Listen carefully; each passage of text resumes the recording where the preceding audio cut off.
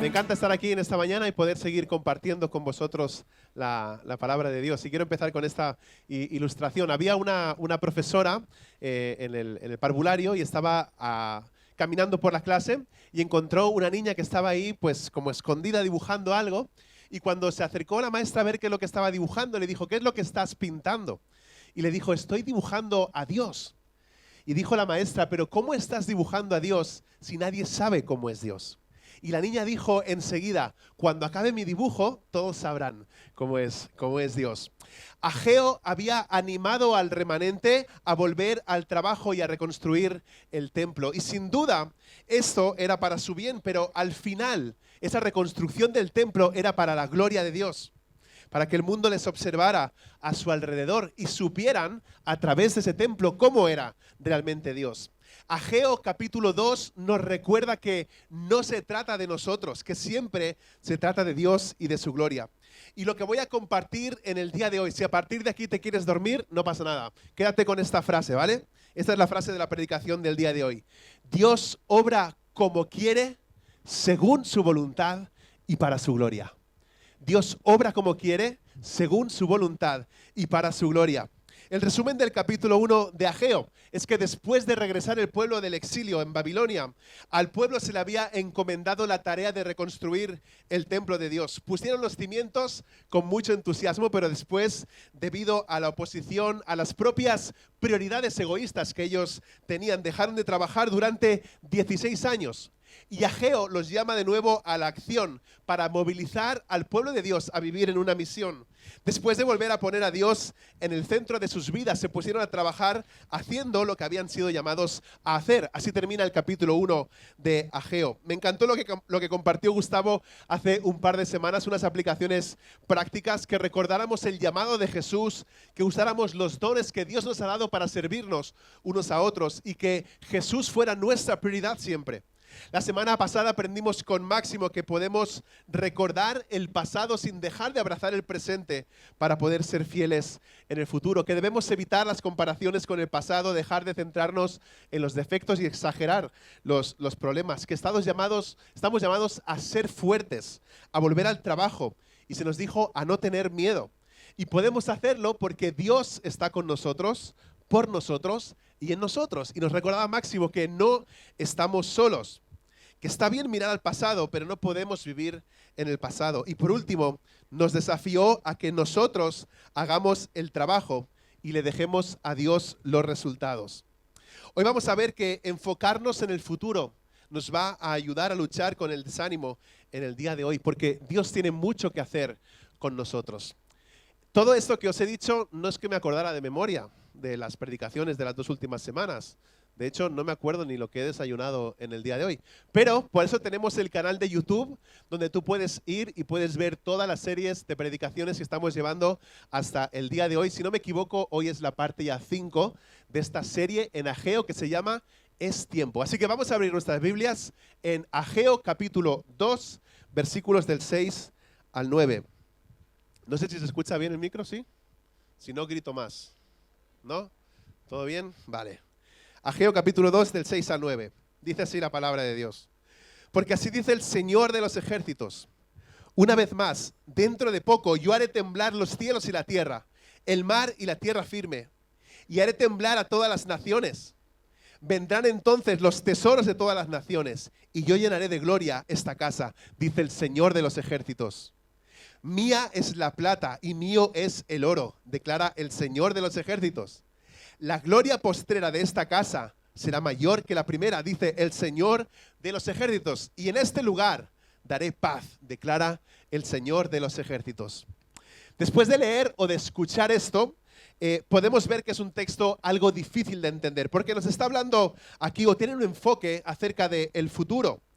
Habla varias veces de la gloria de Dios. 5 veces aparece otra vez esa expresión Yahvé Sabaoth, el Señor de los ejércitos, el Dios de los ejércitos. Y puede hacer, como hemos dicho otras veces, referencia a un inmenso ejército de ángeles que Dios tiene a su disposición, que están a su alrededor. Pero después de leer y meditar este pasaje, creo que podemos usar 3 palabras que nos van a servir como una progresión en este texto que vamos a estar viendo en el día de hoy. El hecho de que Dios va a sacudir, son 3 palabras con S, cada vez lo pongo más fácil. Va a sacudir, eso va a llevar a la salvación. Y esa salvación nos va a llevar a Shalom, que significa paz. Así que 3 palabras muy sencillas, ¿sí? Sacudir, salvación y Shalom. Fijaos en el versículo 6.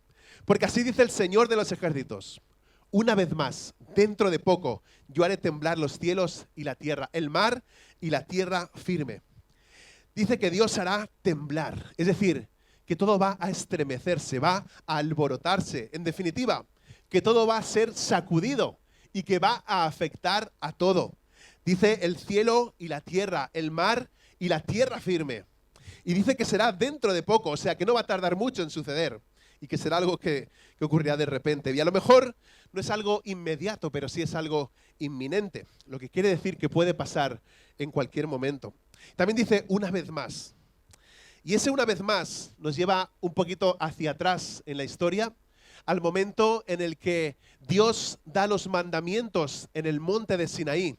Y podemos leer esto en Éxodo capítulo 19, versículo 18. Un momento en el que toda la tierra alrededor también es estremecida. Dice, el monte estaba cubierto de humo, porque el Señor había descendido sobre él en medio de fuego. Era tanto el humo que salía del monte que parecía un horno, como aquí, no tanto. O sea, ahí parecía, aquí no parece un horno, ¿ah? Estamos ahí más o menos. Pero, ¿podéis imaginar ese lugar lleno de humo, de fuego, y que parece un horno?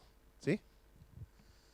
Dice, todo el monte, escucha esto, todo el monte se sacudía violentamente. Los comentaristas bíblicos y los teólogos, no los teólogos, hay teólogos, pero hay teólogos, hay que saber diferenciar qué es lo que nos conviene a nosotros, pero los comentaristas bíblicos y los teólogos tienen diversas opiniones sobre el momento en el que sucederá esto o que ya sucedió. Y podrían estar refiriéndose al juicio que tuvo lugar sobre los persas, luego sobre los griegos, luego sobre los romanos. Yo creo que en realidad hay múltiples cumplimientos y creo que el último es cuando viene Jesús, cuando Jesús regresa a la tierra. Es en ese momento en que los cielos y la tierra van a ser sacudidos como nunca antes. ¿Lo crees? Quiero pedirte algo, si quieres, es opcional. Quiero pedir que cierres tus ojos por un momento mientras te leo un texto en Apocalipsis. Y hubo relámpagos, estruendos, truenos y un violento terremoto. Nunca desde que el género humano existe en la tierra se había sentido un terremoto tan grande y violento. La gran ciudad se partió en 3 y las ciudades de las naciones se desplomaron. Dios se acordó de la gran Babilonia y le dio a beber de la copa llena del vino del furor de su castigo. Entonces huyeron todas las islas y desaparecieron las montañas. Del cielo cayeron sobre la gente enormes granizos de casi 40 kilos cada uno y maldecían a Dios por esa terrible plaga. No sé cuántos de vosotros, de los que estáis aquí, habéis vivido un terremoto. ¿Alguien ha vivido un terremoto? ¿Sí? Me encanta eso. Genial. Me acuerdo perfectamente, yo viví uno en Guatemala el 7 de noviembre del año 2012, un terremoto de escala 7.4 con el epicentro en la costa del Pacífico y que llegó hasta México, el norte de Guatemala, se sintió en El Salvador, en Honduras, en Nicaragua, en parte también de Costa Rica. ¿Y sabéis dónde estaba yo en el momento de ese terremoto? Estaba sentado en la taza del baño.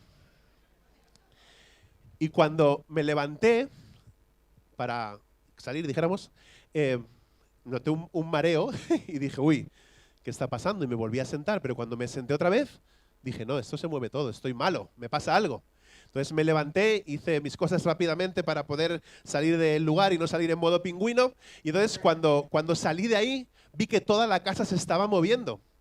Vi que todo se movía tremendamente. Miré por la ventana hacia el muro que divide la casa donde vivíamos con el patio. Es un muro de unos 7 metros de alto más o menos, o un poquito menos, tal vez 5 y algo, 6.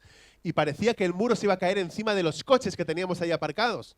Y cuando salí al comedor y vi hacia el patio, vi el césped, ¿sabes? Como cuando un mantel hace así.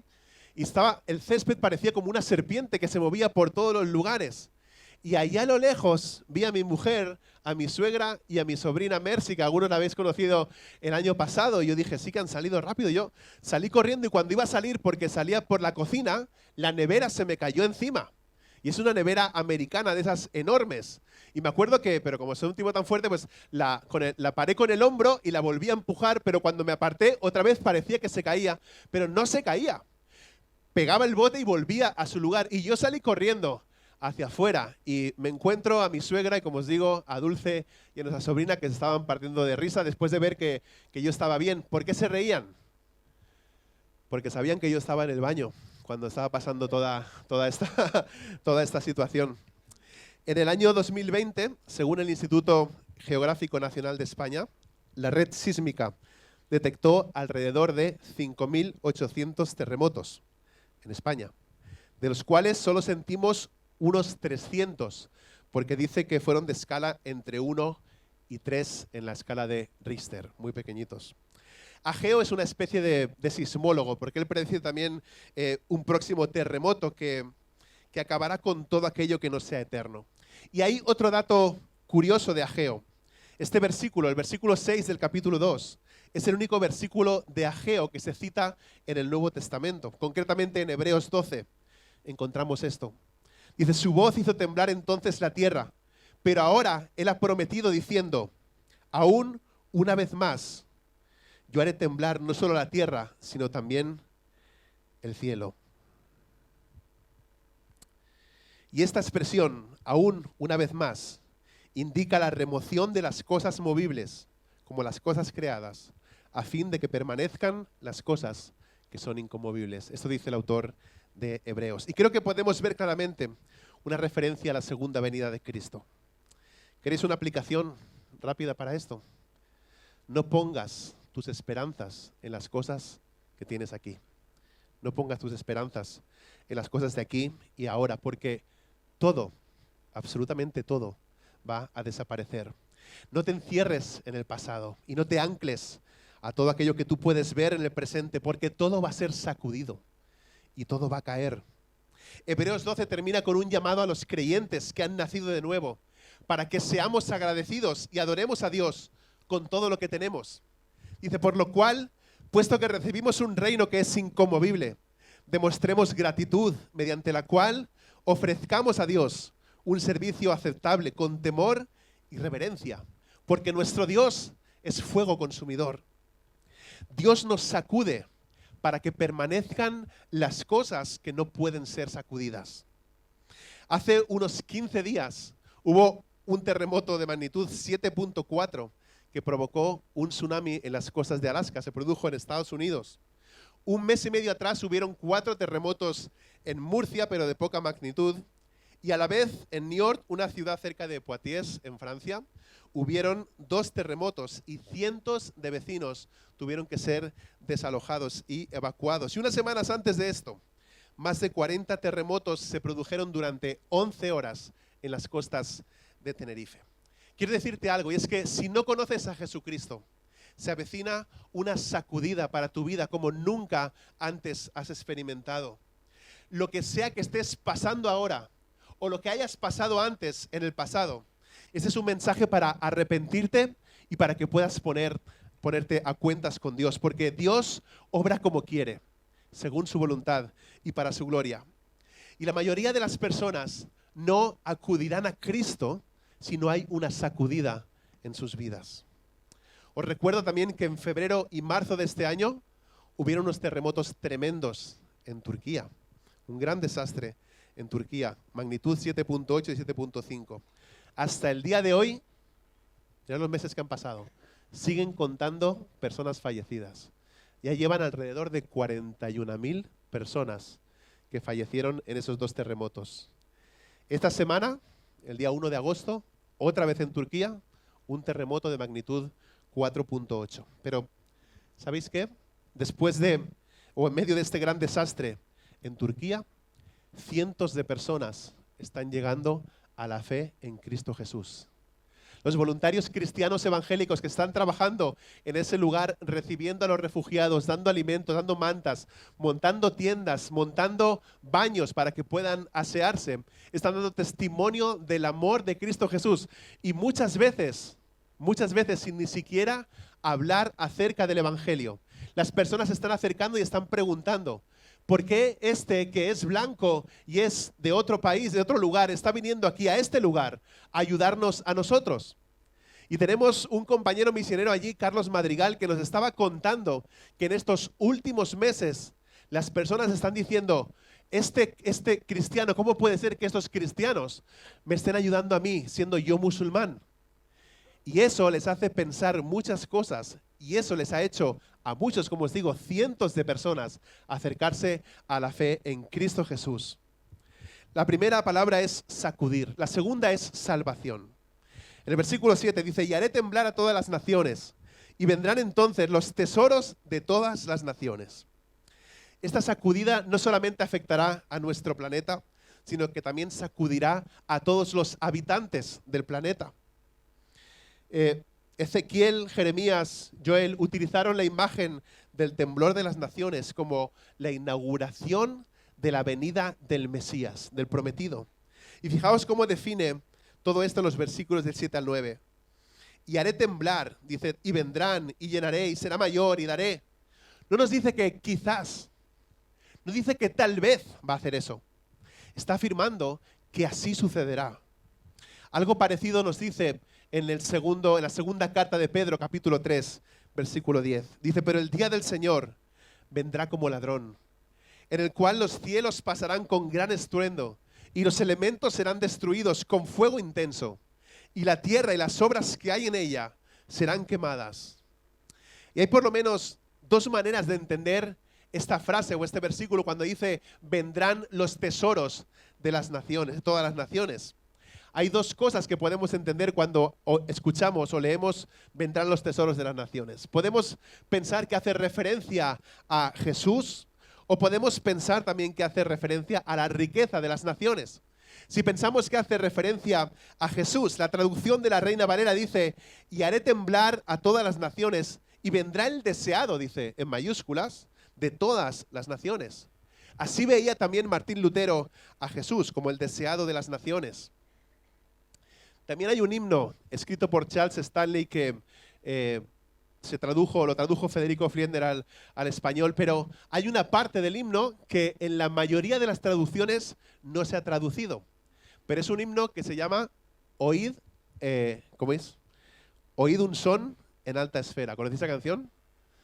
¿Sí o no? Por el título a lo mejor no, pero lo habéis escuchado porque en Navidad todo el mundo la está cantando, en las tiendas y en todos lugares. Dice, oíd un son en alta esfera. ¿Sí o no? ¿Y qué? En los cielos, gloria a Dios, ¿no? Algo así, ¿vale? Muy bien. Vale, pues hay una parte de ese himno, como os digo, de Charles Stanley, que no se ha traducido, perdón, de Charles Wesley, que no se ha traducido, pero dice así, incluye esto que se omite en todas las traducciones. Ven, deseado de las naciones, ven, afiánzanos en nuestro humilde hogar. ¿Vale? Así que una de las opciones, cuando dice vendrán los tesoros de las naciones, es que se refiera a Jesús.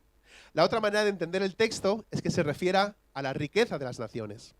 Junto con el versículo 8, esto puede ser una referencia a las naciones que traen su oro, que traen su riqueza, muy parecido a lo que hicieron los egipcios cuando dijeron o dieron sus riquezas a los israelitas cuando ellos se marcharon en Éxodo capítulo 3. También dice Isaías 65, las riquezas de las naciones vendrán a ti. Y Ageo capítulo 2, versículo 7 termina con una promesa. Dice, yo llenaré de gloria esta casa, dice el Señor de los ejércitos. El pueblo estaba inquieto e insatisfecho cuando se colocaban a ellos mismos en el centro de todas las cosas. Si se enfocaban solamente en la belleza o en el esplendor de un edificio en cuanto al externo para Dios, se perderían la gloria de Dios, porque Dios quería que ellos estuvieran inquietos e insatisfechos con el templo para que anhelaran algo más, para que desearan algo más. ¿Tú quieres más de Cristo? ¿Tú quieres más de Dios? Dios quiere más también de nosotros. Y lo que podemos ver es que Dios quería rasgar los cielos y descender. C.S. Lewis dice en su libro Mero Cristianismo: si descubro dentro de mí un deseo que ninguna experiencia en este mundo puede satisfacer, la explicación más probable es que fui hecho para otro mundo. Y vemos en el versículo 8 que el Señor de los ejércitos declara: mía es la plata y mío es el oro. ¿Qué significa esto? Mía es la plata y mío es el oro. Por lo menos dice un autor que hay 3 verdades que se desprenden de esta. Una es que Dios es dueño de todo y que yo soy su administrador del dinero. Dice el Salmo 24:1: del Señor es la tierra y todo lo que hay en ella, el mundo y los que en él habitan. Así que cuando honro a Dios con mi riqueza, estoy declarando que Él es mi dueño y que es dueño también de todo lo que yo tengo. Así que quiero darte una sugerencia también. Cuando hables de dinero, no digas mi dinero, di el dinero de Dios. Una de las cosas que me gusta hacer aquí con los muchachos, están aquí de testigos, a veces aparco el coche por aquí delante o la moto o lo que sea, y a veces dejo el coche abierto y me dicen: ¿no lo cierras? Y le digo: no es mío el coche, es de Dios. Si me lo roban y se lo llevan, están llevando el coche del pastor. Ellos sabrán lo que hacen. ¿No? Hay que cerrarlo, ¿no? En este barrio por lo menos. Si nos cambiamos de barrio, a lo mejor dejo las llaves puestas y todo. Pero, ¿me explico con lo que me hago entender? ¿Sí? Las cosas debemos protegernos, ¿no? Yo cierro con llave en mi casa todos los días. Pero a veces he salido a hacer algo y he dejado la puerta abierta. Y me ha picado el vecino de enfrente para decirme: ¡hey, que tienes la puerta abierta! Claro, no le voy a decir: no me importa porque la casa es de Dios. No, o sea, hay que pensar también un poco las cosas que hacemos. Pero, como os digo, la sugerencia es esta: si empiezas a pensar que todo lo que tú tienes o lo que dispones no es tuyo, sino que es de Dios, las cosas te van a ir mejor. Segunda, es que, dice este autor, mi corazón siempre va donde pongo el dinero de Dios.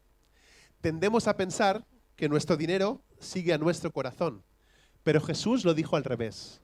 Él dijo: porque donde esté tu tesoro, ahí estará también tu corazón. El dinero guía y el corazón le sigue. Así que dando a Dios primero y dándole lo mejor de mí, me asegura que mi corazón está enfocado en las cosas celestiales. Mostramos lo que amamos por lo que hacemos con lo que tenemos.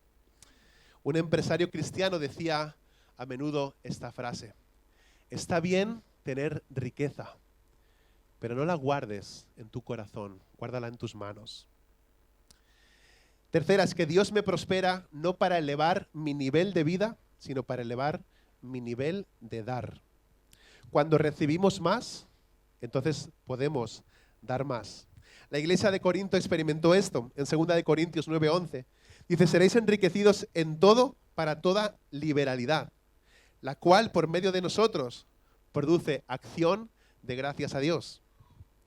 En el mes de septiembre tendremos una reunión especial con el Consejo de Iglesia para hablar exclusivamente de un cambio de local. Como veis, hay pocas sillas vacías y somos muchos los que estamos aquí, pero casi la mitad de la iglesia está de vacaciones.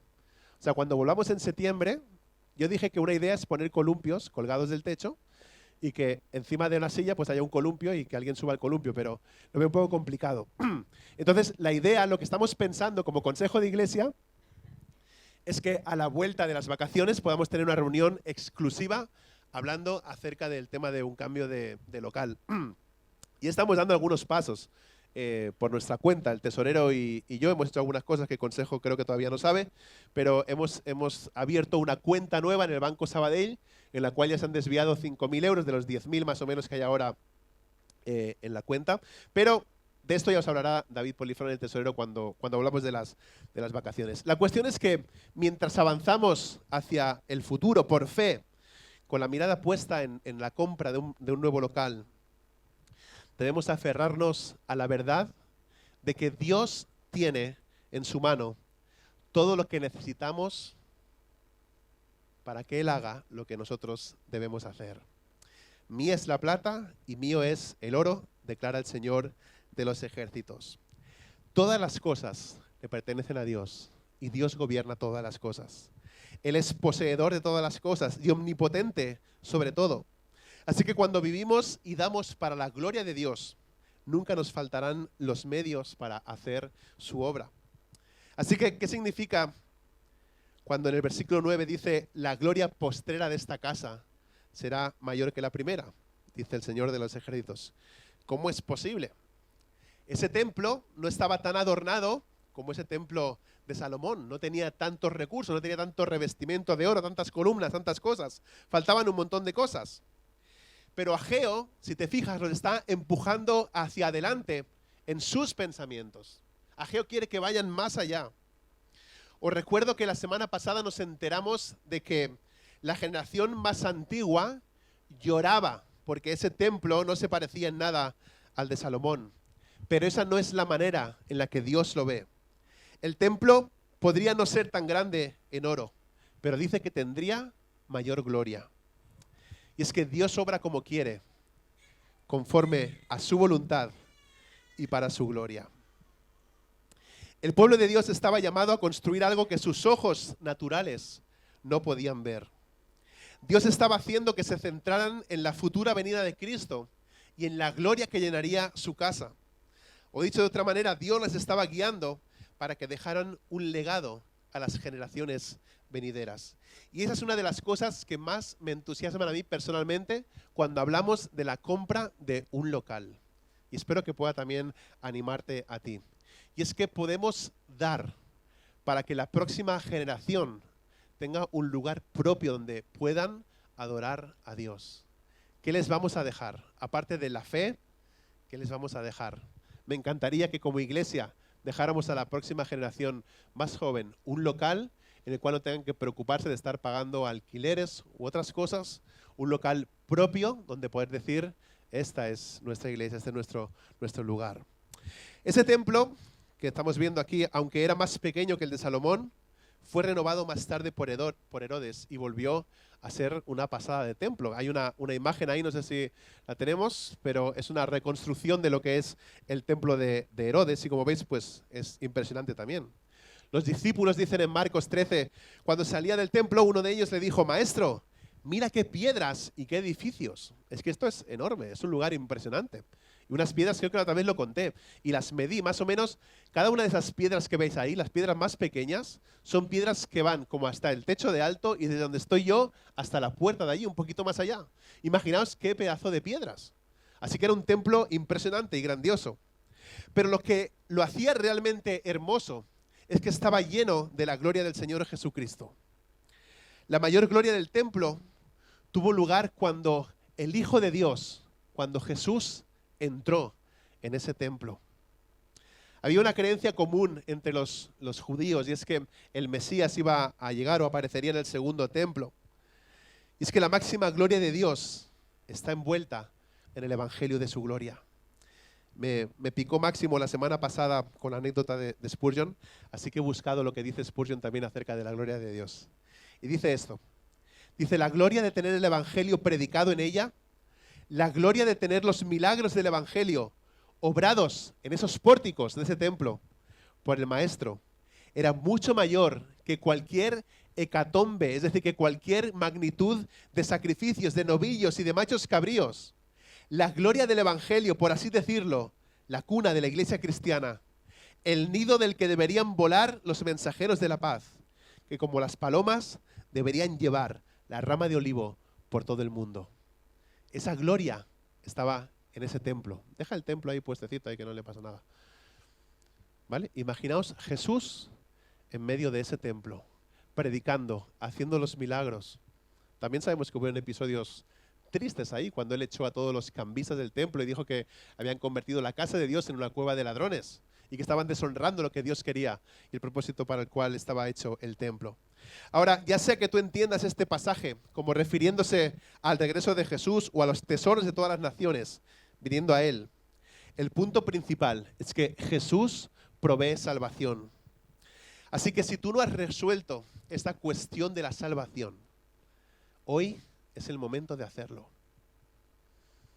No se trata de moralismo, no se trata de asistir a la iglesia o de tratar de ser bueno, porque nunca vas a ser lo suficientemente bueno.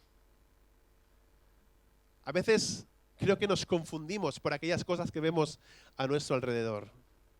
Estoy seguro que a veces he escuchado esta frase: es que es tan bueno que solo le falta ser cristiano. ¿Lo habéis escuchado?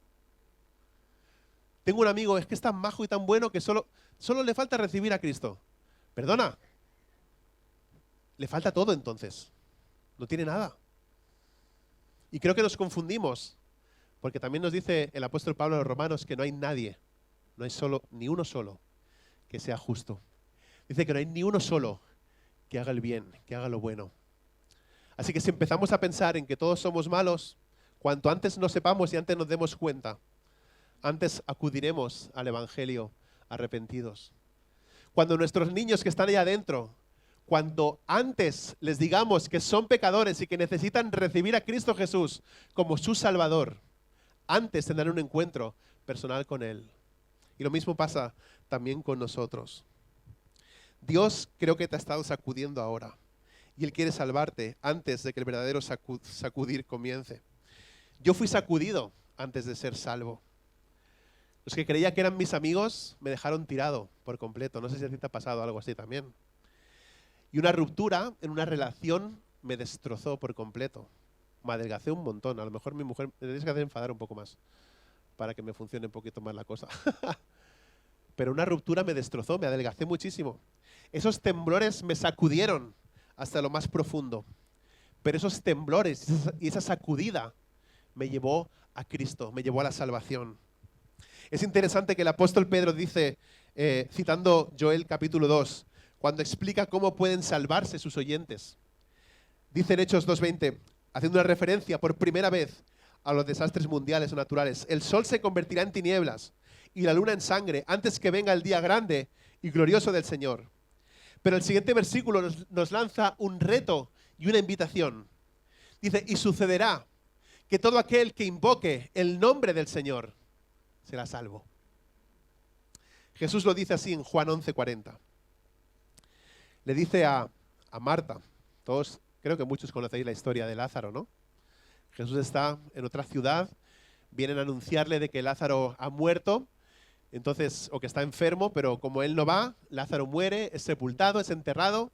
Luego llega Jesús y se para delante de ese sepulcro en el cual habían puesto también una piedra, porque ya estaba muerto, obviamente, ya no iban a hacer nada con él. Y Jesús en ese momento le dice a Marta, ¿no te dije que si crees verás la gloria de Dios? Y escuchad este versículo tan precioso en 2 de Corintios 4:6. Dice, pues Dios, que dijo que de las tinieblas resplandeciera la luz, es el que ha resplandecido en nuestros corazones para iluminación del conocimiento de la gloria de Dios en la faz de Cristo. Es decir, la gloria de Dios refleja el rostro de Jesucristo. Y cuando creemos, la gloria de Dios brilla en nuestros corazones y da luz a los que están en tinieblas. Así que la sacudida lleva a la salvación y da como resultado shalom o paz. Mira la última parte del versículo 9. Y en este lugar daré paz, declara el Señor de los ejércitos.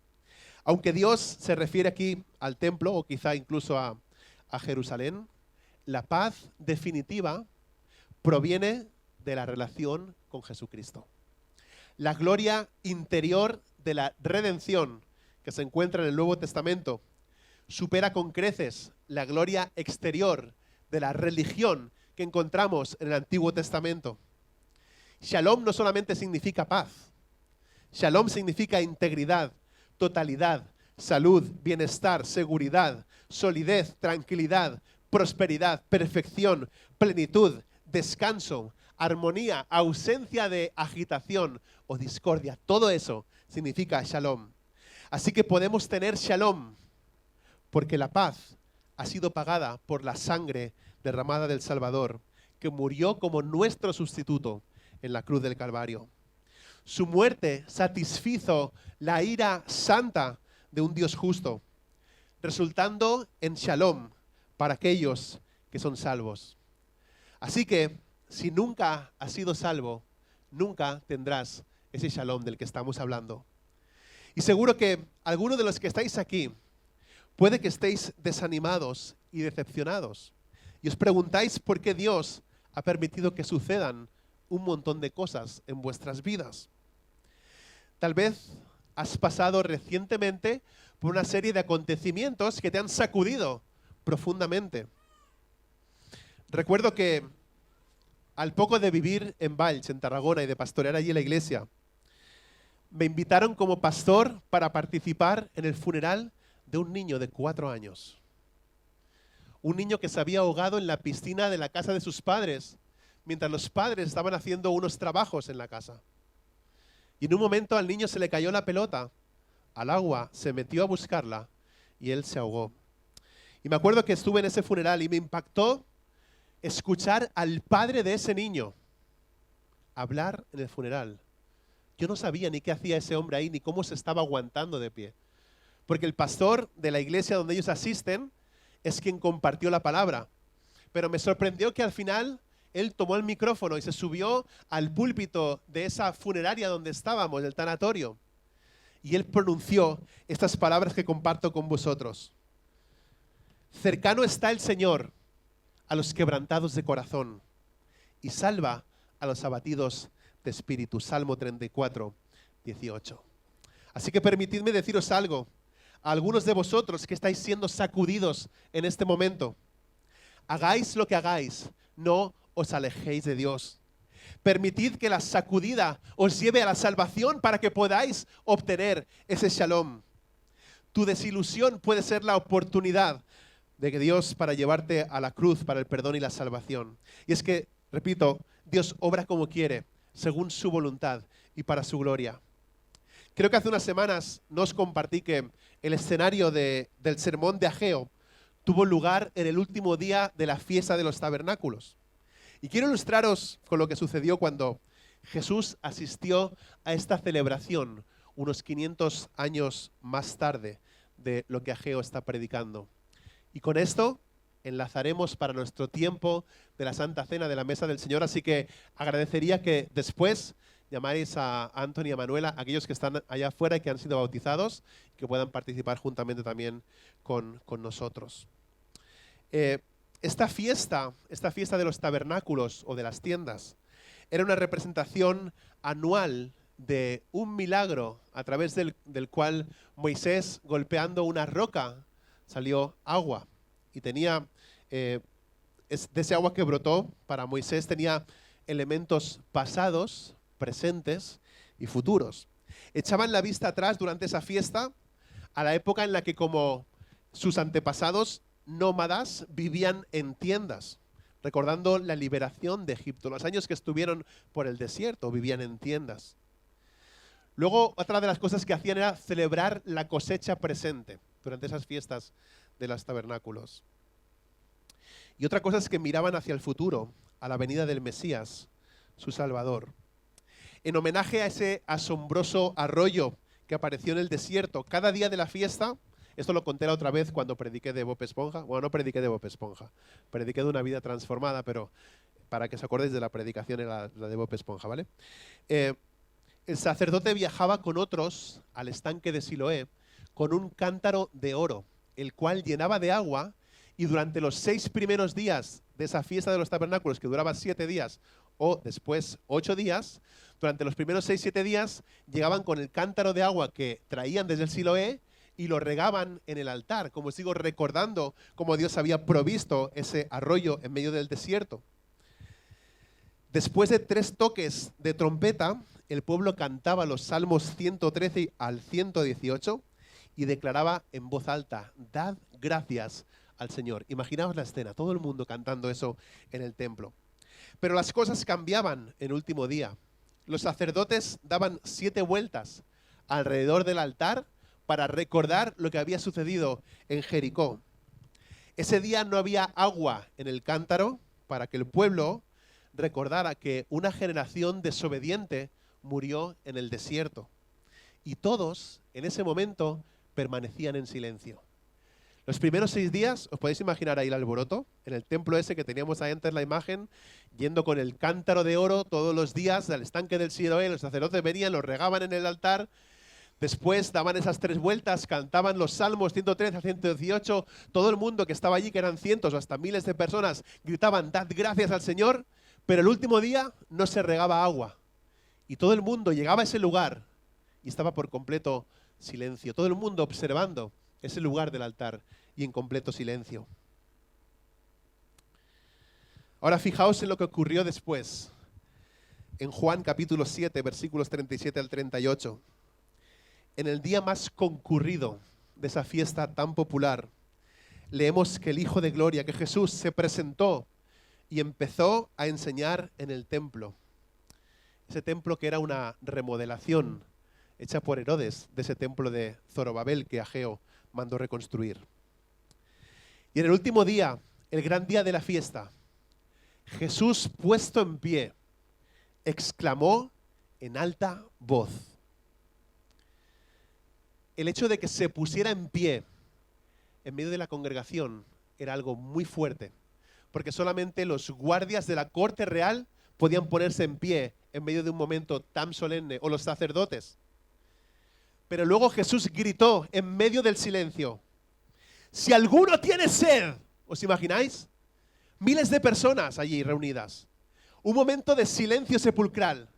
Y Jesús gritando: si alguno tiene sed, que venga a mí y beba. El que cree en mí, como ha dicho la Escritura, de lo más profundo de su ser, brotarán ríos de agua viva. ¿Qué os parece esa escena? Con Jesús en medio del templo.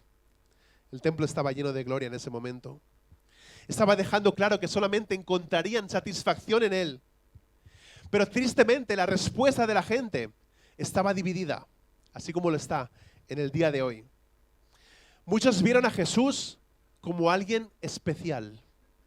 Y sabes, te puede pasar exactamente lo mismo. Ver a Jesús como alguien guay, como alguien especial, como mira las cosas que hacía. En Juan 7:40 dice: algunos de la multitud, cuando oyeron estas palabras, dijeron: verdaderamente este es el profeta. Pero otros vieron a Jesús como su Salvador. Juan 7:41. Otros decían: este es el Cristo. Este es el Cristo. Otros eran escépticos. El tercer grupo decía: ¿acaso el Cristo ha de venir de Galilea? ¿No ha dicho la Escritura que el Cristo viene de la descendencia de David y de Belén, la aldea de donde era David? Así que suscitó una división entre la multitud por causa de él. Y yo quiero preguntarte algo en esta mañana. ¿En cuál de esos tres grupos estás tú? ¿En cuál de los tres grupos estás tú? ¿En el que dice Jesús es guay, mira qué profeta? ¿En el que dice este es el Cristo? ¿O en el que sigue dudando, preguntándose si ese es el que había de venir? Tengo la sensación de que hay algunos que estáis dispuestos a contestar a este llamado de Jesús en vuestras vidas. Así que aquellos que no sois salvos, quiero deciros, como decía el profeta, huid de la ira venidera. Viene un tiempo de conmoción que no vais a poder resistir. Jesús está diciendo algo así: tus entrañas están empezando a arrugarse y marchitarse. ¿Te duele el estómago cuando escuchas estas palabras?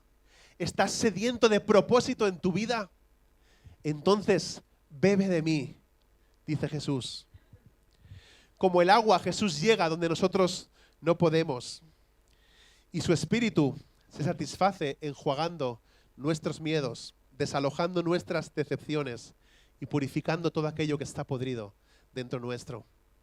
Jesús hace esta invitación. Dice: si alguno tiene sed.